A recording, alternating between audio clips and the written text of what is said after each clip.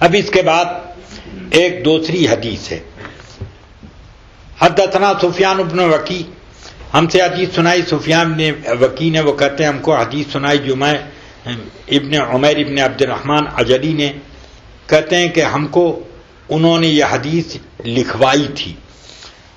فرمایا کہ مجھ سے بنو تمیم کے ایک شخص نے، جو ابو حالہ کے اولاد میں ہوتے ہیں، جو ابو حالہ خدیجۃ الکبریٰ کے شوہر تھے پہلے، انہی کی اولاد میں سے ایک ہوتے ہیں بنو تمیم کے، انہوں نے ہم کو حدیث سنائی. ان کی کنیت تھی ابو عبداللہ.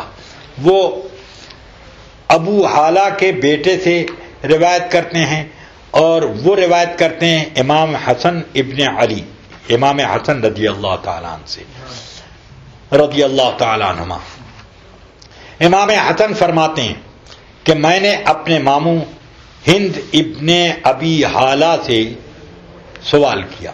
ماموں کس اعتبار سے کہا یہ دیکھنا ہے. وہ اصل میں یہ حضرت خدیجۃ الکبریٰ رضی اللہ تعالی عنہا حضرت فاطمۃ الزہرا کی والدہ ہیں، اور ان کی ماں یعنی خدیجۃ الکبریٰ کی ماں کے ایک دوسرے بیٹے جو تھے، وہ ان کا نام تھا ابو حالہ، وہ ان کا نام تھا ہند ابن ابی حالہ. سمجھ میں آئی بات؟ یعنی یہ اس اعتبار سے حضرت خدیجۃ الکبریٰ کے کیا ہوئے، یہ خدیجۃ الکبریٰ کے بھائی ہوئے ماں کے نسبت سے. تو اس اعتبار سے امام حسن نے ان کو اپنا ماموں کہا. سمجھ میں آئی بات؟ کہ گویا کہ یہ میری ماں کی نسبت سے یوں ہوئے. آپ ہند ابن ابی حالہ رسول اکرم صلی اللہ تعالی علیہ وسلم کے صحابہ کرام میں سے ہیں، اور حضور کی کے اوپر یہ بہت پہلے اسلام لائے تھے، اور انہوں نے حضور صلی اللہ علیہ وسلم کے حالات کو بعثت کے پہلے سے بھی دیکھا سمجھا. اس اعتبار سے انہوں نے حضور کی ایک صفت اور ان کے حالات کو بیان کیا ہے. تو حضرت امام حسن رضی اللہ تعالیٰ عنہ فرماتے ہیں کہ ہند ابن ابی حالہ حضور اکرم صلی اللہ علیہ وسلم کے ناک نقشے اور حلیے کے بیان کرنے میں بڑے ماہر تھے. انہوں نے بہت غور سے سب کچھ حالات حضور کے قبل بعثت بعد بعثت سب دیکھے تھے، تو خوب بیان کرتے تھے. تو مجھے خواہش ہوئی کہ حضور صلی اللہ علیہ وسلم کی زیارت تو مجھے بہت کم عمری میں ملی، اور اس وقت خوب اچھی طرح سے ہر چیز کا الگ الگ حساب لگا کر میں نے حضور کو دیکھا نہیں. امام حسن کہتے ہیں اس لیے میں نے اپنے ان ماموں سے چاہا کہ حضور کی خوبیاں، ناک نقشے، چہرے مہرے کا اچھی طرح سے وہ بیان کرتے تھے، تو سوچا کہ میں اپنے علم میں اضافہ کرنے کے لیے ان سے پوچھوں. فرماتے ہیں وَأَنَا أَشْتَهِي أَن يَصِفَ لَنَا مِنْهَا شَيْئًا، میں خواہش رکھتا تھا کہ ہند ابن ابی حالہ ہم سے حضور کے کچھ وہ حالات جو شکل و صورت سے متعلق تھے بیان کرتے تھے کر دیتے، اتعلق بہ، تاکہ میں اسے اپنے حافظے میں محفوظ کر لیتا، یادداشت میں رکھ لیتا. فقال، تو وہ کہتے ہیں کہ رسول اکرم صلی اللہ علیہ وسلم کان فخمن مفخمن، کہ حضور اکرم صلی اللہ علیہ وسلم بڑے ہی شاندار قابل تعظیم تھے کہ جو دیکھتا ان کی بڑائی کا قائل ہو جاتا. اور چہرہ مبارک یتلألأ وجہہ تلألؤ القمر لیلۃ البدر، کہ حضور کا چہرہ پاک ایسا جگمگ جگمگ کرتا تھا جیسے 14ویں کا چاند جگمگاتا. حضور لمبے تھے مگر کیسے لمبے؟ کہتے ہیں خوبصورتی کی لمبائی. لمبائی ایسی نہیں تھی کہ جیسے بانس کی لمبائی. حضور کی لمبائی میں بڑی خوبصورتی تھی. اور فرماتے ہیں اور خوبصورت تھے اور خوبصورتی والی کچھ وہ پستہ قدی، یعنی قد آپ کا اونچا تھا خوبصورتی کے اعتبار سے، اور اگر خوب لمبے والوں کے مقابلے میں دیکھا جائے تو آپ کچھ پستہ تھے، پستہ قد، مگر اس میں بڑی خوبصورتی تھی. ہاں، عظیم الحامہ، آپ کے سر مبارک شاندار تھا. رجل الشعری، اور بال مبارک آپ کے تھوڑے تھوڑے مڑے تھے، یعنی بالکل گھنگرو والے نہیں، بالکل ٹائٹ بھی نہیں، ہاں نرم مڑنے والے، مڑے مڑے. اور اذن فرقت عقیقتہ فرقہا، اور جب آپ کے پیشانی کے بال الگ ہوتے مانگ بنا دیتے آپ، یعنی یہ بال جب اسے ہوتے تو حضور اس کو ایسے الگ کر دیتے مانگ کی طرح. تو گھنے بال تھے تو اس لیے مڑ جاتے، اور اگر کڑے سخت بال ہوتے تو مانگ نکالنے سے بھی وہ ایسے آ جاتے. تو وہ بڑے ہی ملائم اور جدھر موڑو ادھر مڑ جائے ایسے بال تھے. تو اذن فرقت عقیقتہ، جب ان کے پیشانی کے بال الگ ہوتے تو مانگ بن جاتی تھی. وَإِلَّا فَلَا يُجَاوِزُ شَعْرُهُ شَحْمَةَ أُذُنَيْهِ، ورنہ اکثر یہ ہوتا کہ آپ کے بال مبارک کان کی لو کے آگے نہیں بڑھتے. اذا ہوا وفرتن، جب وہ وفرا ہوتے. چہرہ آپ کا کیسا تھا؟ اظہر اللون، رنگ آپ کا جگمگاتا ہوا چمکدار. سبحان اللہ. واسع الجبین، پیشانی آپ کی کشادہ. سمجھ گئے آپ؟ پیشانی کشادہ.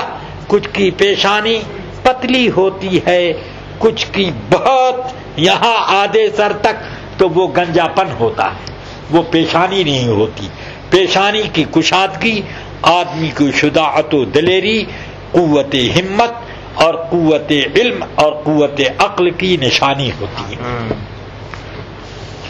واسع الجبین ازج الحواجب، فرماتے ہیں اور آپ کی بھویں، یہ بھویں آپ کی باریک سوابق مگر گھنی. ایسے نہیں کہ بھویں موٹی موٹی، باریک بھویں مگر خوب بالوں سے بھری ہوئی. ایسی نہیں کہ نیچے کی کھال نظر آتی ہو، کہ کچھ کی بھویں ایسی چھدری چھدری ہوتی ہیں کہ نیچے کی کھال بھی جھلکتی ہے. تو گھنی بھویں اور باریک، یہ خوبصورتی کی نشانی. اور فرماتے ہیں فی غیر قرن بینہما، اور دونوں بھویں ملی ہوئی نہیں تھی بلکہ باریک سا فرق تھا، جس کو بعض لوگوں نے کہا کہ بھویں ملی ہوئی تھی مگر وہ ملی ہوئی نہ تھی، بلکہ درمیان میں باریک سا فرق تھا دونوں بھووں کے. فرماتے ہیں بینہما عرق، دونوں کے بیچ میں، دونوں بھووں کے بیچ میں ایک رگ تھی. جب جلال آپ پر آتا یدرہ، خون اس میں بھر جاتا، سرخی چھلکنے لگتی اس لکیر میں، یہ رگ میں. جب حضور پر غضب اور غصے کی شان ظاہر ہوتی، کسی غلطی پر، کسی کو غلط کام پر دیکھتے تو جلال جب ہوتا تو یہ آپ کی رگ سرخ ہو جاتی، خون اس میں جھلکنے لگتا۔ فرماتے ہیں عقل الارنین، اور حضور اکرم صلی اللہ تعالی علیہ وسلم کے دونوں شانے دور دور، لہو نور یعلوہ، یحسبہ من لم یتأملہ اشم۔ ہاں، اقن الارنین، یہ ارنین سے مراد رخسار مبارک پھولے پھولے نہیں بلکہ ڈھلکے ہوئے، ایسے کچھ کے رخسار جو ہوتے ہیں پھول جاتے ہیں، آپ کے ڈھلکے ہوئے۔ لہو نور، اس میں چمک تھی، روشنی، یعلوہ، اوپر سے، یحسبہ من لم یتأملہ اشم، کہ جو کوئی اس کو نہ غور کرے تو اس کو سمجھتا کہ کوئی خوشبو اس سے پھوٹ رہی ہو۔ کسل لحیہ، ریش مبارک بڑی گھنی، سہل الخدین، اور دونوں رخسار آپ کے ڈھلکے ہوئے، ولیع الفم، آپ کا دہان مبارک، منہ شریف بڑا تھا، اس میں کشادگی تھی، ایسے نہیں کہ چھوٹا سا منہ، بلکہ اس میں کشادگی تھی۔ تو اس کشادگی سے یہ معلوم ہوتا ہے کہ حضور اکرم صلی اللہ علیہ وسلم بولنے میں بہت فصاحت اور بلاغت کے ساتھ صاف ستھری بلند آواز سے بات کر لیتے تھے۔ مفلج الاسنان، اور آپ کے سامنے کے دندان مبارک میں تھوڑی سی کشادگی، ذرا بیچ میں دوری تھی کہ جس سے موتی کی جھلک ٹپکتی۔ دقیق المسربہ، اور سینے مبارک کی نالی میں بال کی پتلی لکیر تھی۔ کأن عنقہ جید دمیۃ فی صفاء الفضہ، کہ گردن مبارک ایسے جیسے ہاتھی دانت سے گڑھ لی گئی اور چاندی کی سی اس میں چمک، یعنی آپ کی گردن مبارک لمبی سی تھی اور اس انداز کی جیسے کہ وہ ڈھال کر کے بنائی گئی ہو، موتی، وہ ہاتھی دانت سے بنائی گئی ہو، مگر ہاتھی دانت کی جیسی بات نہیں بلکہ اس میں چاندی جیسی چمک نکلتی تھی، یہ فرماتے ہیں۔ پھر فرماتے ہیں معتدل الخلق، اور آپ کی شکل و صورت بڑی پر اعتدال، یعنی تمام اعضاء میں تناسب، بادن متماسکن، کہ آپ گوشت بھرے بدن کے تھے اور متماسک تھے، یعنی پھولے بدن کے نہیں تھے، گوشت بھرا ہوا تھا، متماسک گٹھیلے بدن کی۔ نہیں سمجھ میں آئی بات؟ یعنی کچھ کی کا موٹاپا گوشت تو بہت ہوتا ہے مگر اس کے اندر پلپلا پن، اور آپ کا جسم گوشت سے بھرا ہوا اور گٹھیلا تھا۔ اور سواء البطنی والصدر، شکم مبارک اور سینہ برابر، ایسا نہیں کہ پیٹ آگے نکل آئے سینہ پست ہو جائے، یا سینہ آگے نکل آئے پیٹ بالکل ڈھلک جائے، یوں نہیں، بلکہ ہمیشہ آپ کی یہ کیفیت رہتی۔ عریض الصدر، سینہ کشادہ، کہ آپ کے دونوں شانوں کے درمیان کچھ دوری تھی۔ زخم القرادیس، اور آپ کے تمام جوڑوں میں پختگی اور گوشت بھرا ہوا کہ ہڈیاں اس کی جھلکتی نہیں تھیں، یہ سب گوشت سے لبریز اور اس سے ہڈیوں کے جوڑوں کی قوت ظاہر ہوتی۔ فرماتے ہیں زخم القرادیس انور المتجرد، کہ اگر آپ کا جسم کھل جاتا تو چمکدار ہوتا، اور یہ بھی مانا ہو سکتا ہے کہ جسم کا جو حصہ کھلا تھا، جیسے کلائیاں کبھی کھل گئیں، چہرہ کھلا ہوا، گردن اور گلا یہ کھلا ہوا، پاؤں کھلے ہوئے، تو یہ سب جو کھلی ہوئی جگہیں تھیں یہ چمکتی تھیں، نور اس سے پھوٹتا تھا. موصول ما بین اللبتی والسرتی، کہ آپ کے لبے اور سرے کے، یعنی آپ کے یہ سینے کے اوپر کے حصے سے لے کر ناف تک بالوں سے ایک خط کھینچا ہوا تھا. ایسا بالوں کی لکیر تھی جیسے کہ کوئی لکھاوٹ ہو، کل خط، ایسا لکھا ہوا پھول پتی بنایا، ایسے منہ مبارک تھی. عاریۃ الثدیین والبطن، فرماتے ہیں کہ آپ کے یہ سینے کے ابھار اور پیٹ پر بال زیادہ نہ تھے. ما سوا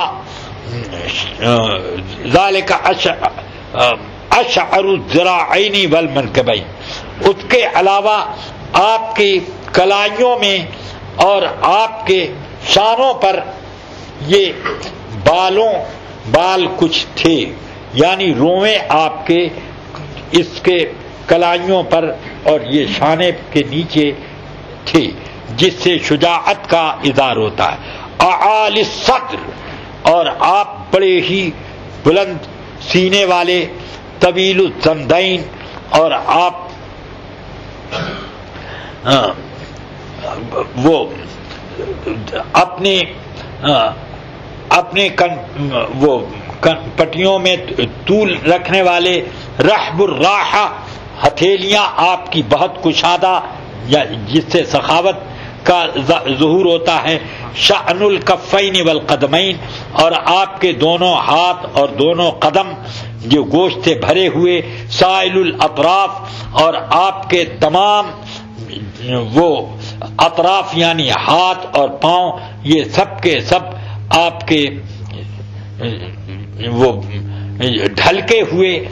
یا یہ کہ شائل الاطراف دونوں کا معنی ایک یہ ہوتا ہے کہ اس طریقے پر کہ یہ اس میں ایسے ڈھلکے ہوئے کہ گوشت یہ ایسے ڈھلوان آتا تھا، یوں نہیں کہ بالکل یہ برابر آ رہا، بلکہ یہ ایسے ہی تمام اعضاء میں گوشت یہ اطراف میں جو ہوتا، اطراف کہتے ہیں یہ ہاتھ اور پاؤں وغیرہ کا، تو اس میں یہ ڈھلوان تھا.